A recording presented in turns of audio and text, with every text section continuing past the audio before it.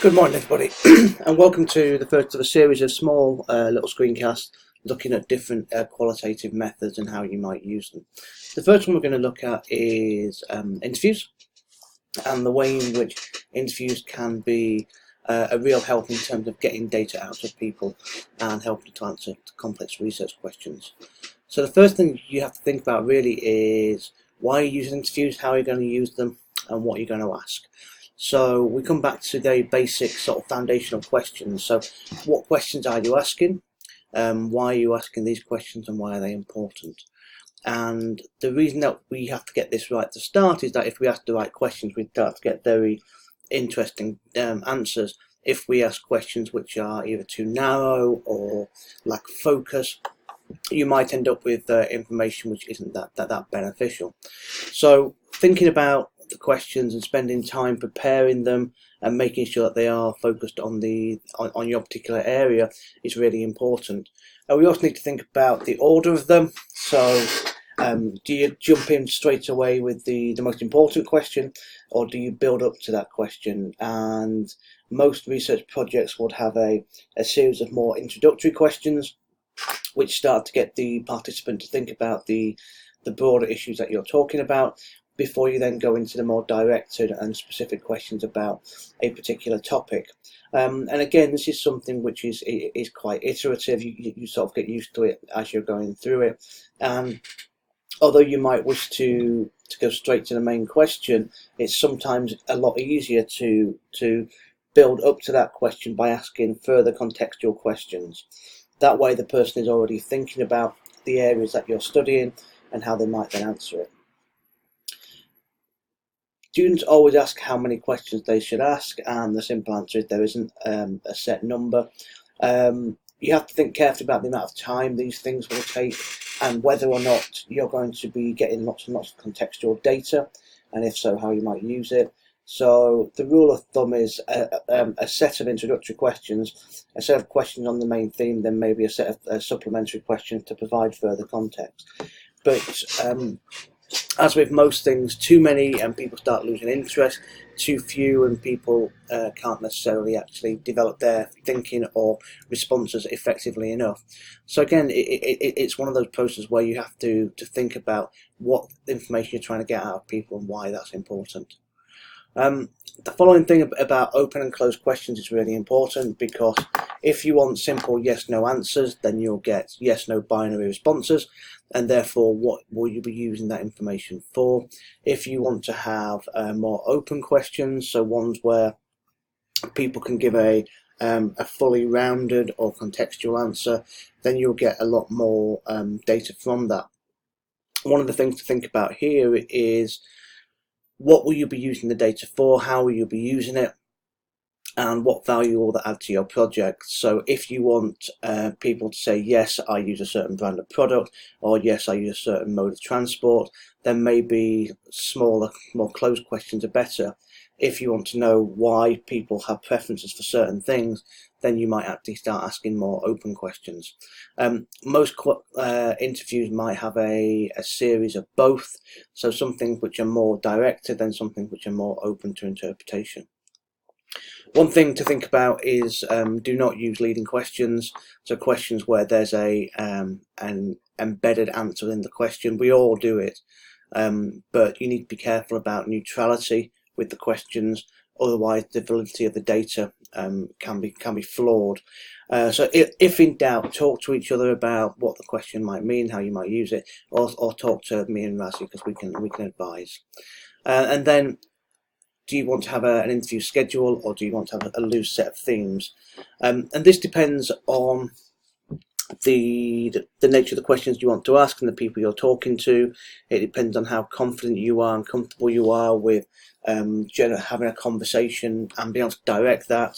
We would normally advise that you have a set of questions that you use, and then that will be called an interview schedule. A lot of people, I mean myself included, now go into these things with a set of ideas that they want to talk around because we have the questions in our heads. But for something like a dissertation, we would recommend that you have a list of questions that you work from, and then you use those to structure your conversations. And the way in which you might do that is one of three ways. So either through structured, semi-structured, or open sort of forms of interviews. One has far more rigidity to it and is far easier to do because there's a continuity to the approach, and that will be structured, whereas open ones are far more conversational. And there are pros and cons to all three of these different kinds of methods, and the research literature is going into quite a lot of detail about why you would use certain ones in certain contexts. But just for a rough discussion, structured things offer replicability because you're asking the same questions in the same order, and potentially you'll get similar responses back. This provides that sort of robust structure that people who haven't done many interviews before might find favourable, because you know what's coming next, you know how the conversation should be going, and potentially it provides continuity between the answers. So by asking the same question in the same order, and particularly if you've got a set of respondents who are from a similar perspective, then you might end up getting data which is very comparable. And it can be really useful if there are time constraints, because the conversations can be far more directed. The problems with structured interviews really are the lack of flexibility that they offer, because you have to do the same thing over and over again. You can't respond to something that people say in the interview because that won't be replicable in a different context. So in terms of offering structure and robustness and rigidity, they're really good. But in terms of being able to follow new avenues of discussion, they're more problematic, which is where we get to semi-structured interviews.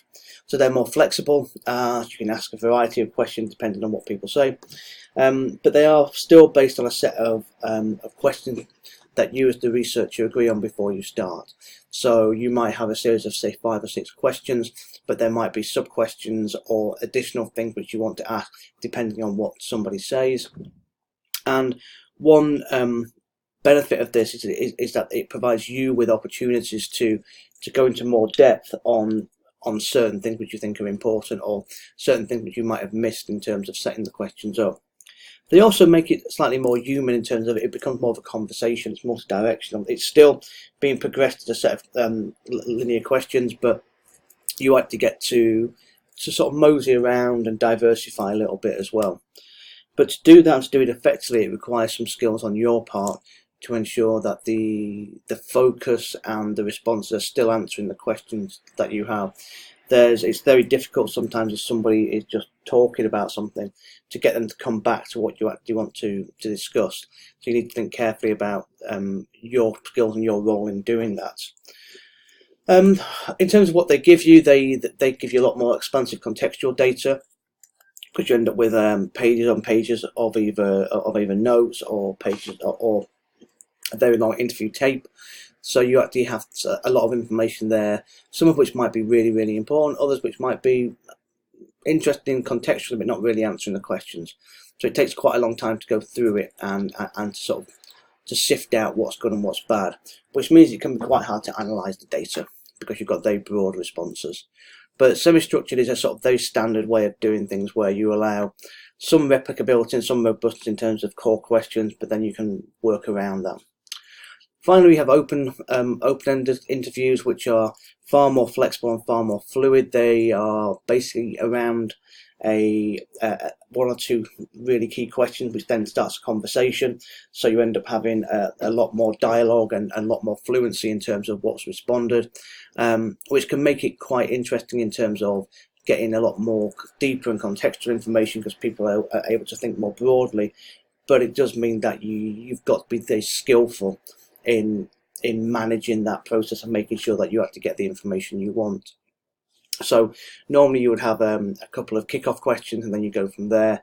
So again, those questions have to be both very broad and specific to allow you to start getting the person to think about the wider issue, then to bring it back to something more concrete. And you get lots and lots of qualitative and contextual data, so you have to think about how you might analyse this. And it says there you need skill to manage the interview process and the interviewee. So do you just let them ramble on, or do you try and direct them towards what you want? And will you actually get the information you require from this sort of form of interviewing. So it's slightly more sort of geographical or anthropological in its nature. It does give you lots of interesting information, but it can be a lot more difficult to analyse. So in terms of taking one of these methodologies and then applying it, you have to think about the logistics of what you're going to do. So just a few questions after you think about how you record the information. Will you be making notes while people are talking to you? Will you be recording it on a dictaphone? If so, there are different issues there around consent and how you might do things. If you are going to scribble notes, then you have to still be able to manage talking to the person who's there and reflecting on what they're saying, which can be quite hard. So potentially having a recording device could be quite useful. Then you have to think about what you're going to do with the data. So how you're going to analyse it. And this will be helped or hindered by the questions that you asked. So you need to think about, do you want that lots and lots of contextual information? Do you want more directed responses? And if it's one or the other, how you then take that forward? And this can take a little bit of time to think about. Therefore, structuring the questions is quite important. Where and how should you do the interview? Do it by email, by phone, by in person? Some people prefer email, some people prefer phone, some people in person. If you're going to do it in person, then you have to think about where. So in their office, in a public place, in a private place. We would not allow you to do interviews in private residences or private offices or private homes, because they can be seen to be more dangerous because they're not a public environment. But again, we can talk you through this. We also need to think about research ethics. So who are you trying to interview and why? The project information sheets to give people, say what you're doing, and then getting consent forms. There is a standard template for the consent forms in the dissertation handbook. And then reporting back to participants, so telling them what you found and actually giving them the information back is normally good practice.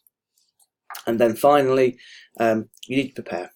You need to understand what questions you're asking. You need to understand how you're going to ask them and why you're going to sort of ask them to make sure they make sense. Because you might write a question out and think it's great, but then when you read it out, it doesn't sound right. So you could test them or pilot them on your friends or on your classmates to make sure that you're comfortable with them. And one thing that you might find is that once you start doing interviews, if you're going to use this methodology, it becomes easier over time because you start to understand more effectively what works, what doesn't work, what phrasing might work. So you have to think about that before you go in there. It also means you have to think about the breadth of the answers that you might get. So are you going to be shocked or surprised by a statement? Is someone going to say something which offends you? So you need to think about the nature of the questions and the nature of what the response might be. And that comes down to planning and preparation. So in terms of using interviews, there are three main types. So structured, semi-structured, and open interviews. There's a few different methodologies to use them, which we can talk you through. But invariably, the more you prepare, the more you get the questions sorted out, the more you understand what questions you're asking and why, the easier it then becomes to then deliver them. So if you have any questions about these, please ask Rajia or myself, and see you soon.